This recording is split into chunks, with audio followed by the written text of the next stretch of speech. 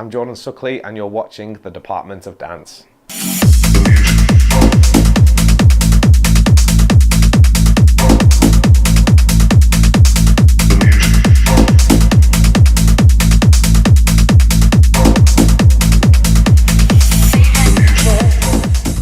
This is the Department of Dance. I'm Matthew Dunn, and I'm here with Jordan Suckley.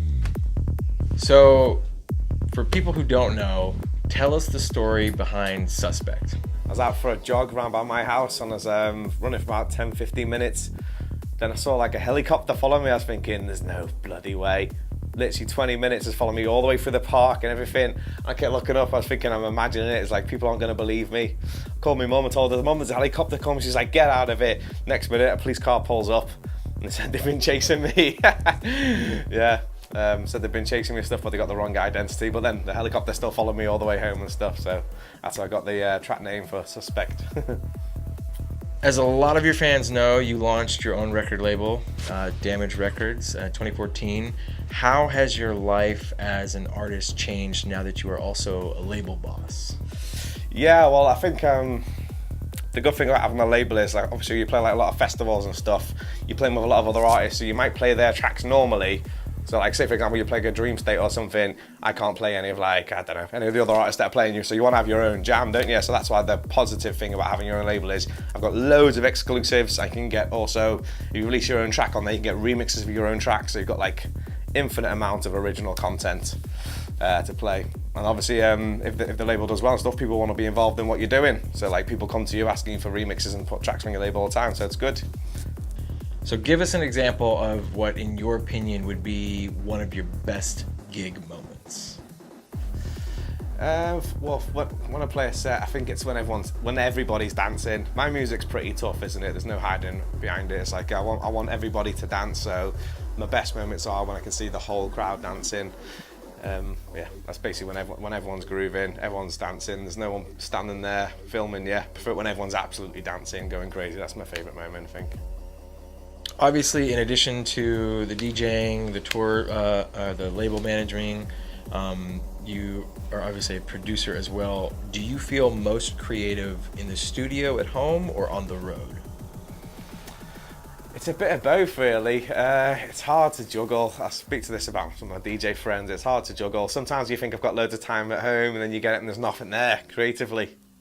Whereas then you can sit on a plane for like 4 hours and like absolutely loads of stuff comes out. Like, I've had melodies come out and stuff on planes and stuff, whereas I've been at home for weeks, I've been trying to do stuff. I remember doing one of my tracks with Sam Jones, the track Wilmer. We spent like 10 hours, no joke, trying to come up with a melody. Nothing. Absolutely nothing. And then later on in the evening, I've come up with some chords, and we've done it the next day. Literally, you can't really predict where the creativity comes from. That's why it's so good that we've got laptops now and a little MIDI keyboard, and you can come up with ideas. Like, I've been working on stuff all day for a remix today.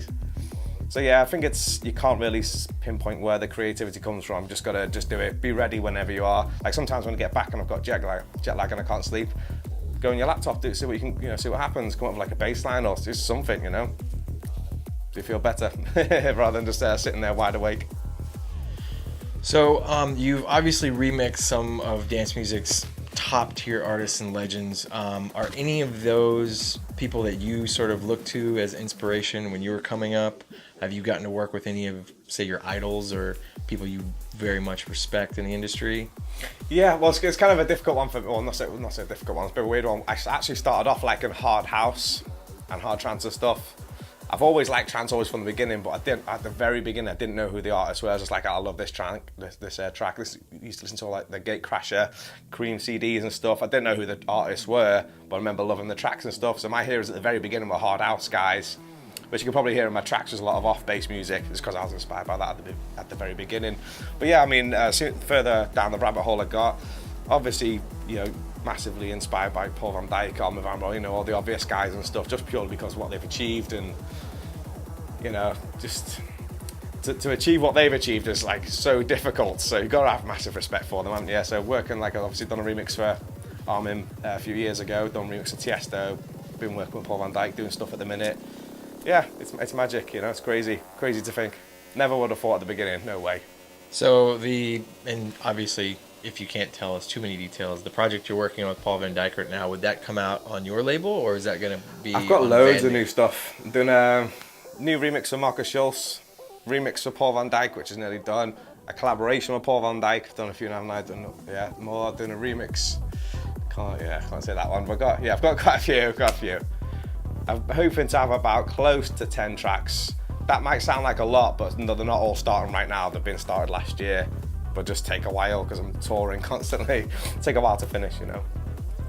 So you've played all across the planet, big clubs, small clubs, massive festivals.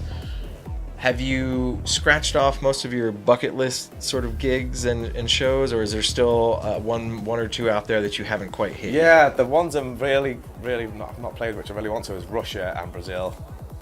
I've played most places that I've wanted to, but yeah, Brazil seems like such a crazy place. Like I play in Argentina frequently all the time, playing in Colombia, Mexico, but I've never been to Brazil, so I'd love to go down there. And Russia's a huge country. I think like a few years ago you used to see lots of trance DJs playing in Russia, didn't you?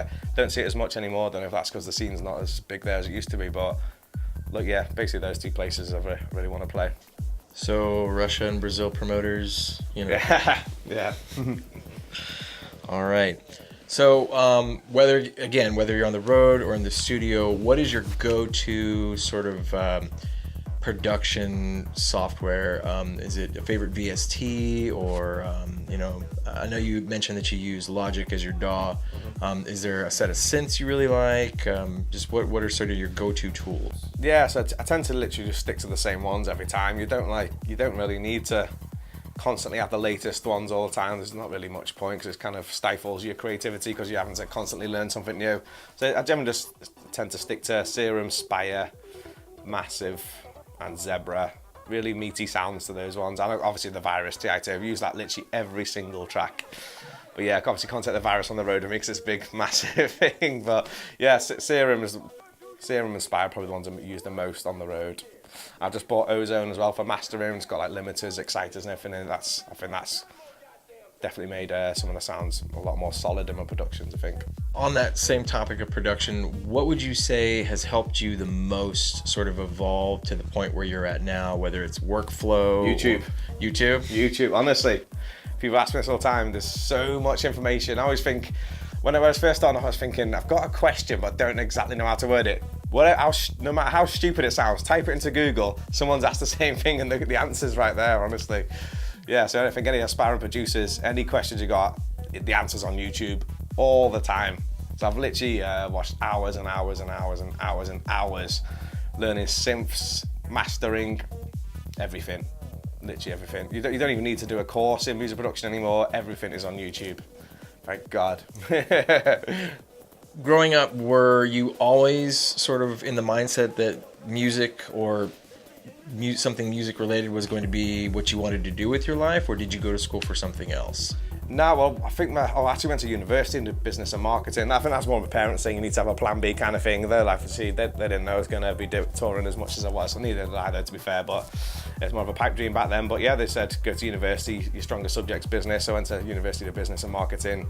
Then after that, that's when everything kind of flowed, basically. Yeah. So would you say that the business and marketing has vastly helped you? I'd say so, yeah, in some aspects, yeah, definitely. Yeah. I always say, if you want to make a career out of something, you have to know the business side of things. If you're just like an artist and just make the music, then you're just doing one side of things. Don't you imagine like you just make it spending ages making a track, but then you don't promote it properly, no one hears it. There's an aspect missing, isn't there? If you wanted to make a career out and get gigs out of it, you need to know all parts of the. So what advice would you give to any sort of up-and-coming artist, whether it's a DJ or a producer or someone who wants to get into the business side? What advice would you give to them? Well, obviously, focus all your efforts on music production. Doesn't really matter what music software you use, they all do the same thing. Don't get caught up in this. You need to get like thousands of pounds worth of speakers and everything. You can basically do stuff on basic stuff. But your main focus should be getting on your music on the main labels which are successful in the music style that you like. That should be your main focus. If your tracks aren't getting accepted there, then there's something wrong with your music. Wait a little bit longer. And the fact is, it's probably going to take years. All right, so we've talked a little bit about what you do on the road, the label boss stuff. and you talked a little bit about your parents and kind of what they had in mind for you. Looking back on everything you've done so far, what would you say is, for you, your biggest achievement that you're most proud of? My biggest achievement, there's been a couple over the years, but I think getting a residency on Radio 1, like that was a couple of years ago. Can't believe how I managed to get on there, because I stumble on my words all the time and speak really fast, don't I? So yeah, that was a big achievement. And then also after that, I was getting an Essential Mix, was like an absolutely magical moment for me, because I grew up listening to all the Essential Mixes. Insane. All right, so this is our last question. We do this with all of our interviewees. It's sort of our signature oddball question. What do you know about Houston, Texas? Everything's bigger in Texas, and there's lots of food places everywhere, and there's a tunnel underground thing which I just found today and I got lost in it. Oh, the downtown tunnel. Yeah. Yeah. That's all I know. All right.